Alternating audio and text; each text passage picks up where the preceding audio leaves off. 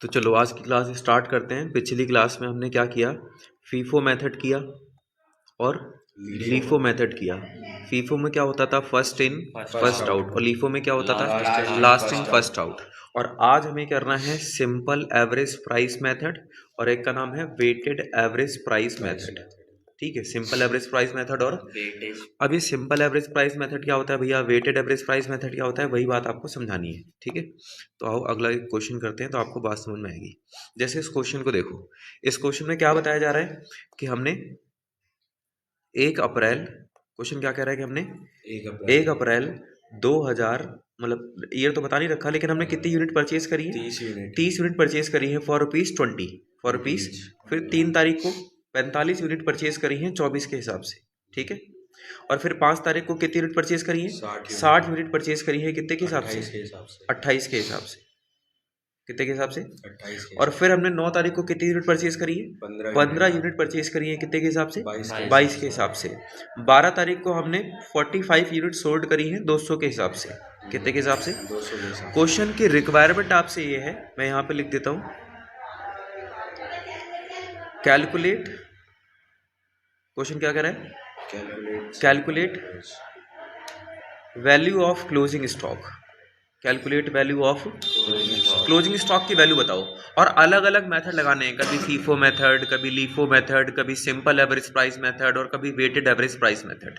Simple average price method और कभी weighted average price method, अलग अलग मेथड इसमें लगाने हैं। तो कैसे लगाएंगे भैया, तो आओ पहले काम करते हैं, फीफो मेथड पे चलते हैं। कौन से मेथड पे, फीफो मेथड। फीफो मतलब फर्स्ट इन फर्स्ट आउट, पहले आया पहले गया। तो भैया हमने कितनी यूनिट बेची है, 45। कितनी यूनिट बेची है, मैं बस जानना चाह रहा हूँ कि हमने कितनी यूनिट बेची है, 45। ये शुरू वाले में से गई होंगी या आखिरी वाले में से गई होंगी, बस ये शुरू वाले में से। तो जो हमने 45 यूनिट बेची है, 30 वाला तो पूरा चला जाएगा, है ना, और 45 में से भी 15 चले जाएंगे, कितने बचे, 30 बचे। तो यहाँ पे लिख रहा हूँ value of closing stock according to FIFO method. हमारे पास 15 यूनिट बचेंगी कितने के हिसाब से, 24 के हिसाब से। समझ गए ना, इसमें से नहीं 30 यूनिट बचेंगी ना, कितनी बचेंगी, 30 यूनिट बचेंगी, 15 तो चली गई, उसमें से कितनी बची, 30 यूनिट बची कितने के हिसाब से, 24 के हिसाब से। और फिर 60 और 15 तो पूरी पूरी बची रहेगी, है ना, 60 और 15 तो पूरी बची रहेगी। जरा बताना, 60 यूनिट इंटू में 28 के हिसाब से प्लस 15 यूनिट इंटू में 22 के हिसाब से। समझ रहे हो, इनको जरा प्लस करके बताओ कितना आ रहा है, 24 प्लस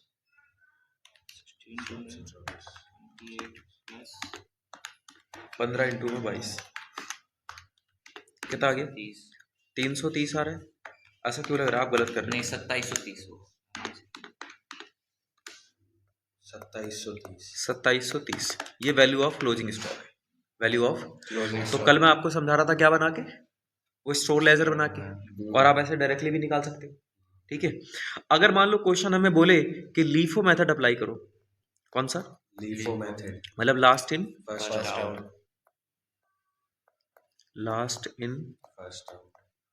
फर्स्ट आउट, जो आखिरी में है वो पहले जाएगा।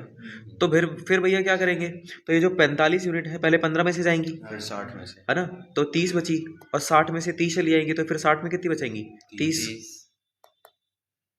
तो यहाँ पे जब लिखूंगा वैल्यू ऑफ क्लोजिंग स्टॉक, तो कैसे निकालूंगा कि 30 यूनिट बची रह गई हैं कितने के हिसाब से, 60 में से 30 तो चली गई, 28 के हिसाब से। 30 यूनिट बची रह गई 28 के हिसाब से, प्लस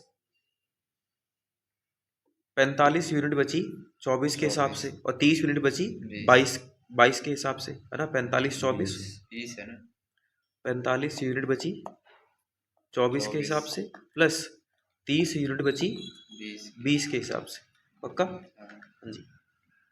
तो जरा इनको प्लस करवा के बताओ कितना कितना आ रहा है,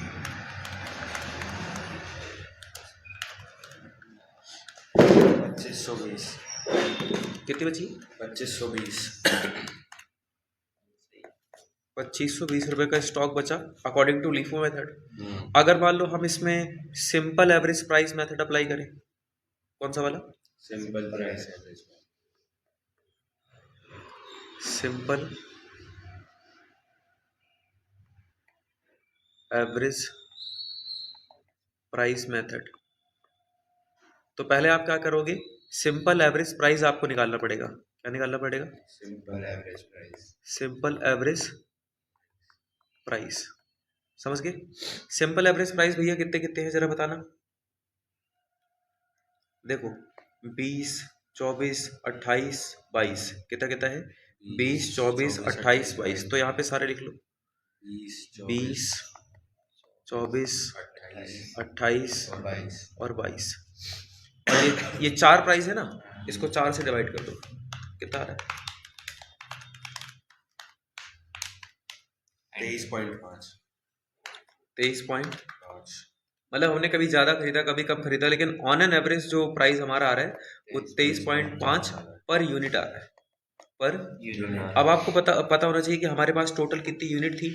30 और 45, 75, 75 और 60, 135, 135 और 15, 150 यूनिट, है ना? और आपको पता लगानी है यूनिट्स अनसोल्ड। क्या पता लगानी है? यूनिट्स। हमारे पास टोटल थी 150 यूनिट, उसमें से हमने 60 बेच दी, तो कितनी बची? 90 यूनिट्स बची। कितनी बची?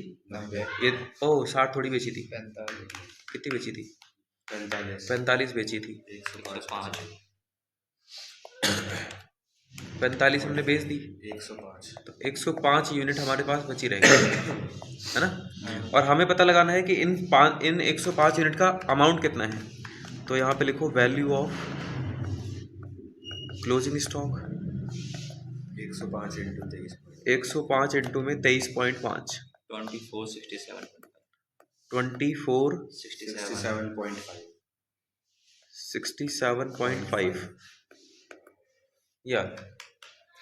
और उसके बाद अगर कभी कभी हमसे बोलता है कि भाई वेटेड एवरेज प्राइस से बताओ, किससे बताओ? Weighted average price. तो आओ वेटेड एवरेज प्राइस भी देख लेते हैं। Weighted average price method, weighted average price method. तो इसमें क्या करना होगा, अगर आपको वैल्यू ऑफ स्टॉक का पता लगाना है, वैल्यू ऑफ स्टॉक या वैल्यू ऑफ इन्वेंट्री का पता लगाना है, तो जो भी यूनिट्स अनसोल्ड हैं, जो भी यूनिट्स अनसोल्ड है, उनको मल्टीप्लाई कर दो वेटेड एवरेज प्राइस से। वेटेड एवरेज यूनिट्स अनसोल्ड तो हमें पहले से ही पता है 105 है, कितनी है? 105। पर हमें वेटेड एवरेज प्राइस का पता लगाना पड़ेगा। किसका पता लगाना पड़ेगा? Weighted average price. Weighted average price. और इसका फॉर्मूला होता है, जैसे अगर हमें वेटेड एवरेज प्राइस का पता लगाना है तो ऊपर देखो,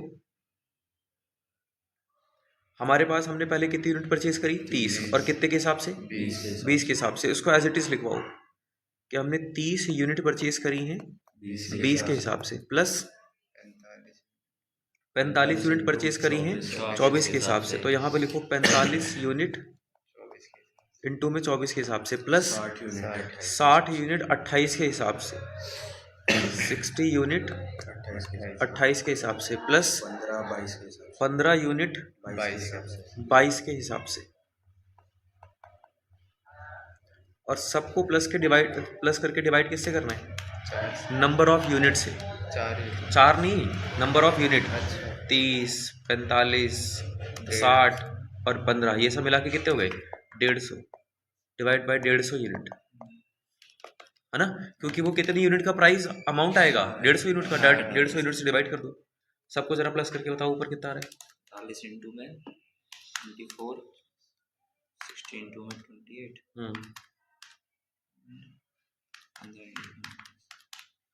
3690। 3690। ये जो अमाउंट आया वो कितनी यूनिट का है? 150 यूनिट्स का। तो 150 से डिवाइड करके एक यूनिट का अमाउंट कितना आ जाएगा? 24.6। 24.6 पर यूनिट, पर यूनिट। और जब हम इसमें क्लोजिंग स्टॉक की वैल्यू का पता लगाएंगे तो कैसे निकलेगा? 105 यूनिट का है और एक यूनिट कितने की पड़ रही है? 26.4 की। जरा मल्टीप्लाई करके बताना 26.4 करके कितना आ जाएगा? 24.6 2583 पूरा आ गया, समझ गए। तो ये वेटेड एवरेज प्राइस है, ये क्या है, बस आप ये देख रहे हो कि हर एक मेथड में वैल्यू ऑफ इन्वेंट्री अलग अलग आ रही है। हर एक मेथड में जो वैल्यू ऑफ इन्वेंट्री है वो थोड़ी सी अलग अलग आ रही है ना। पिछले वाले में भी अलग थी और इस वाले में भी क्या थी, अलग थी, समझ गए। और इसको इसी क्वेश्चन को आप चाहो तो स्टोर लेजर बना के भी सॉल्व कर सकते थे, ठीक है। तो हम एक काम करते हैं, स्टोर लेजर के कुछ और क्वेश्चंस करते हैं जरा। जैसे ये वाला क्वेश्चन देखो आप, इलस्ट्रेशन नंबर 4, बुक निकालो अपनी। चलो इलस्ट्रेशन नंबर 4 निकालो, बिट्टू पढ़ के सुनाओ क्या लिखा है इलस्ट्रेशन नंबर 4 में। In the same example of a manufacturer of radio sets given earlier, let us calculate the value of closing inventory using average price method. वही जो आपको पहले जो एग्जांपल दे रखा था ना, एग्जांपल नंबर 2, एग्जांपल नंबर 2, ये तो 1 है, ये रहा एग्जांपल नंबर 2 रेडियो वाला, ठीक है, रेडियो वाला।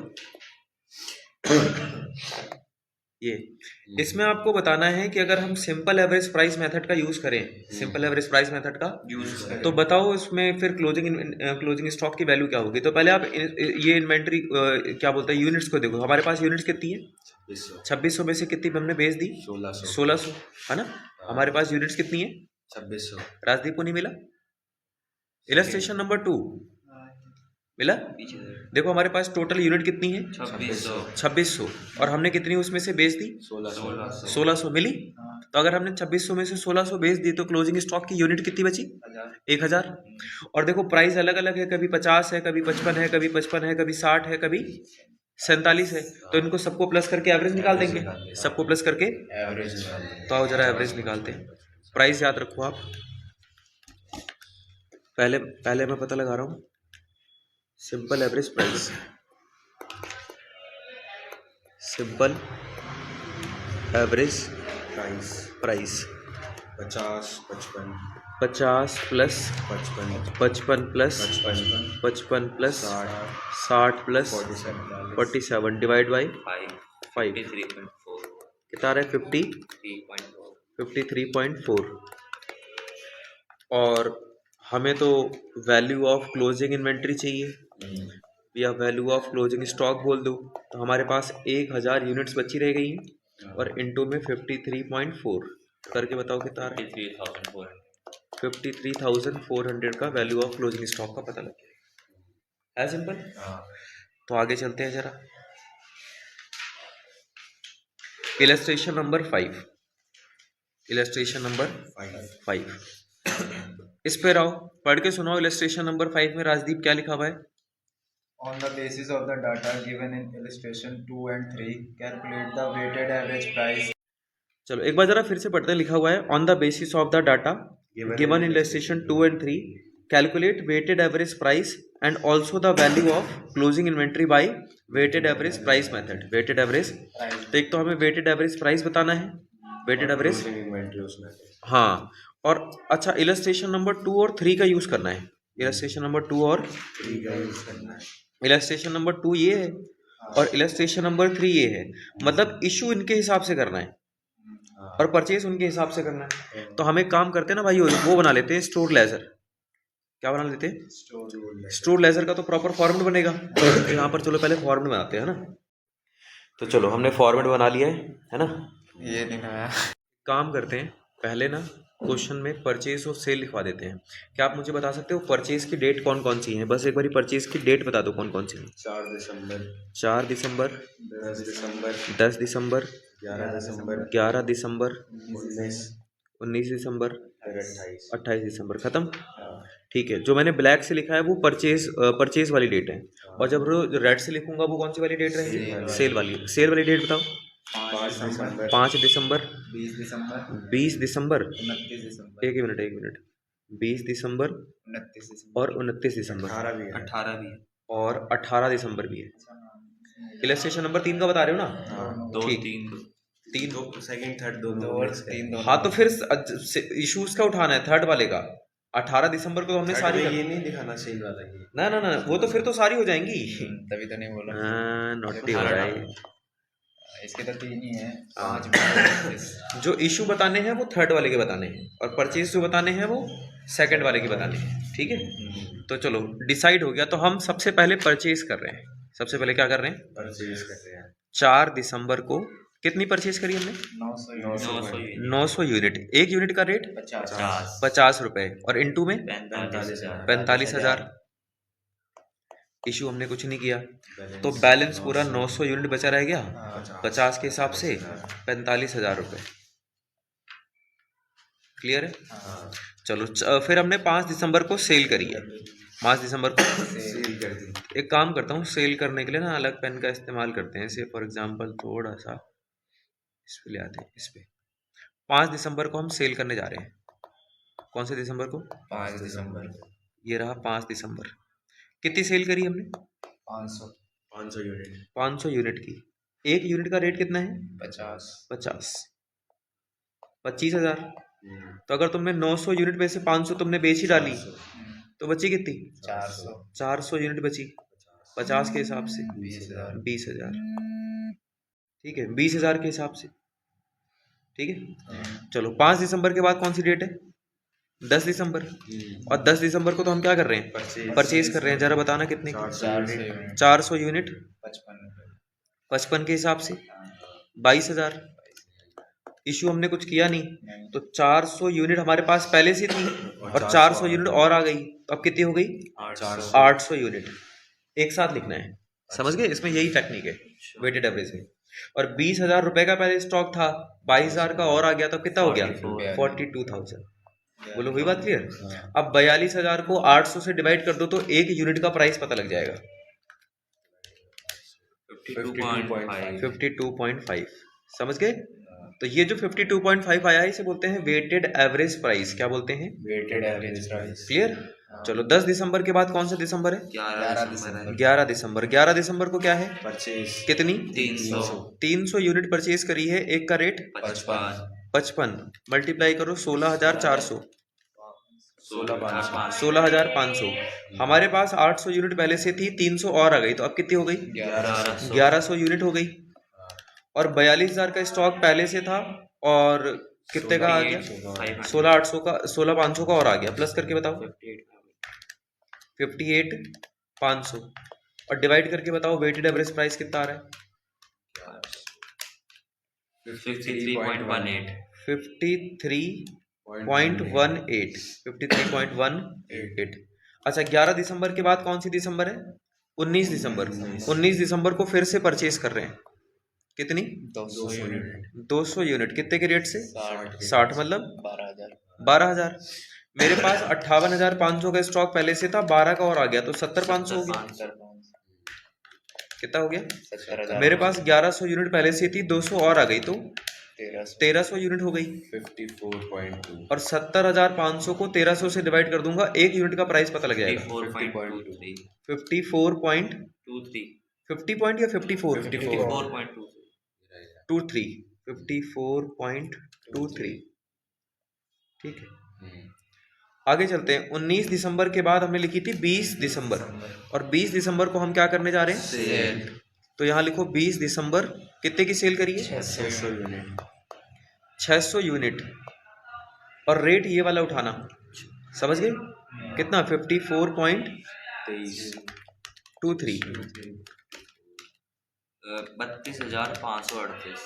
32,538। ठीक है। और फिर अगर 1300 में से हमने 600 यूनिट बेच ली तो बची कितनी? 700 यूनिट। और रेट हो जाएगा 54.23। बताना कितना आ रहा है? सुनो मेरी बात, हमने क्या किया? 70,000 के स्टॉक में से इतना स्टॉक बेच दिया, तो माइनस करके जो बचा वो लिखवा दो जरा। बताओ कितना आ रहा है? 70,500 में से 32,000 इतने का स्टॉक बेच दिया, तो जो माइनस करके बचा वो लिखवा दो। कितना आ रहा है? 37,962। एक बार इसी 37,962 को डिवाइड करो 700 से। 962 और मैंने कितना? 54.23 से यार कमाल ही कर रहा हूँ भाई। ये कितना आया था? 37,962। यार क्या कर रहा हूँ मैं? 962। हाँ, अब मैं कह रहा हूँ 37,000 में से 37,000 को इससे डिवाइड करके बताओगे 54.23 54.23 आ रहा है। और अगर आप डायरेक्टली मल्टीप्लाई कर रहे हो ना तो एक नंबर का डिफरेंस आ रहा है, वो 61 आ रहा है ना। और ये दोनों मिला के होने तो चाहिए 500 ही लास्ट में, ठीक है ना। तो 61 ना करके हमने 62 कर दिया, माइनस करके लिख दिया, कोई दिक्कत तो नहीं है। अच्छा, 20 तारीख के बाद हमने क्या किया था, 28 तारीख को फिर से परचेज करिए। 28 तारीख को फिर से परचेज कितने की? 800 यूनिट। 28 दिसंबर को 800 यूनिट पे परचेज करिए। और 47 के हिसाब से कितना? 37,600। बच्चों मेरे पास 700 का स्टॉक पहले से था, 800 का और आ गया, तो अब कितना हो गया?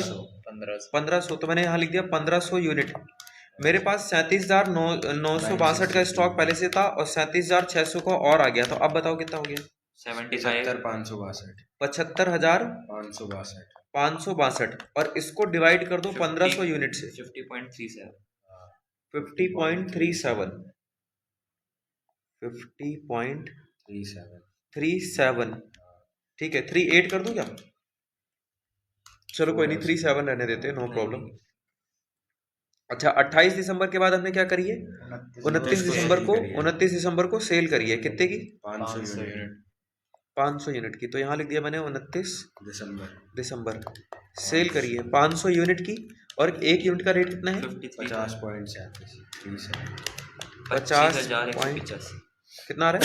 25,185। पता है, इसको हम ऐसे भी कर सकते हैं कि हमने ना 75,000, एक बार स्टॉक याद करके रखो, कितने का स्टॉक है? 75,562। 562 ये मैंने कैलकुलेटर निकाला और यहाँ पे लिखा 75,562। इसको डिवाइड कर दिया कि 1500 यूनिट का प्राइस है। कितने का प्राइस है? 1500। और मैंने कितनी यूनिट सोल्ड करी है? 500। तो मैंने 500 से मल्टीप्लाई कर लिया, अभी अमाउंट निकल के आ गया 25,187। 25,187। तो यहाँ पे लाके लिख दो 25,187। 25,187। और ये इससे मल्टीप्लाई करके कितना आ रहा था? अगर हम 500 को मल्टीप्लाई करें 185, वही 1-2 रुपए का डिफरेंस आ जाता है। समझ गए? तो अब एक काम करो, ये 75,000 में से ये वाला अमाउंट माइनस करके बताओ जरा कितना आ रहा है? ये वाला 187 50,375 50,375, ठीक है। और वो कितना बच जाएगा बैलेंस? हाँ, 1,000 यूनिट। और इसको डिवाइड करके बताओ कितना आ रहा है? 50.37 डिवाइड करके कितना आ रहा है? 50.37 है ना, या 50.38 भी आप बोल सकते हो। और ये खत्म हो गया, ठीक है।